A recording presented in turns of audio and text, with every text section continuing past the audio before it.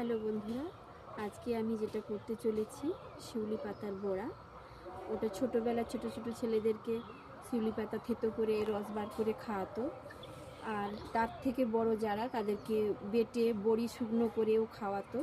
সেটা আমরা সেটা আজকে বড়া করতে চলেছি। এই শিউলি পাতার বড়া, এই শিউলি পাতাগুলো তুলতে যাচ্ছি।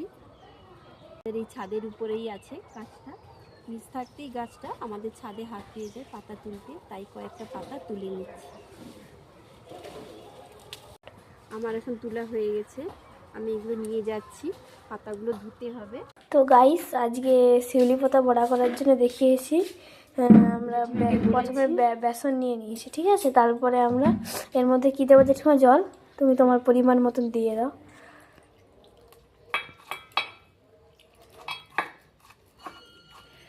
অনেকে বেটে শিউলি পাতার বড়া করে। আমার এমন হচ্ছে দেওয়ার মেয়ে বললো, আমার যে মেয়ে যে ধরছে ক্যামেরা, ও বললো জেঠিমা গোটা পাতার করো। তাই জন্য আমি গোটা পাতার নিয়ে একটু করে দেখছি, কোনোদিন তো করিনি, এটাই প্রথমবার। ভালো লাগলে কমেন্টে বলে দেবেন, লাইক শেয়ার অবশ্যই করবেন। আমার এখন বেসনটা গোলানো হয়ে গেছে, বাটারটা তৈরি হয়ে গেছে। এবার আমি একটু নুন নেব পরিমাণ মতো, হলুদ আগে নিয়ে নিয়েছি। এবার আমি লঙ্কা গুঁড়িটা দেবো একটু। তোমরা কমও দিতে পারো, তোমরা পারলে নাও দিতে পারো। যে এটা আমি দিচ্ছি ভালো লাগার জন্য, তোমাদের ভালো লাগলে দেবে, বা সবাই যদি লঙ্কা খায়।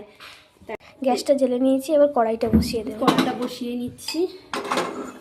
ব্যাটারটাও এখানে কমপ্লিট হয়ে গেছে। তেলটা নিচ্ছি, সাদা তেল দিচ্ছি, তোমরা চাইলে যে কোনো তেলে করতে পারো। আমার সাদা তেল আছে বলে আমি দিচ্ছি, নাহলে যে কোনো তেল। এখন তেলটা গরম হয়ে গেছে, বেসনটা ছাড়ছি। শিউলি পাতা এর সঙ্গে বেসন দিয়ে বড়া ভাজা, খেতে দারুণ লাগে। যাই বলো জেঠিমা, এটা দারুণ লাগে খেতে আজকে। এটা এখন উল্টিয়ে দিচ্ছে, দেখো লাল হয়ে গেছে। এটা ভাজা হয়ে গেছে, নামিয়ে নিচ্ছে।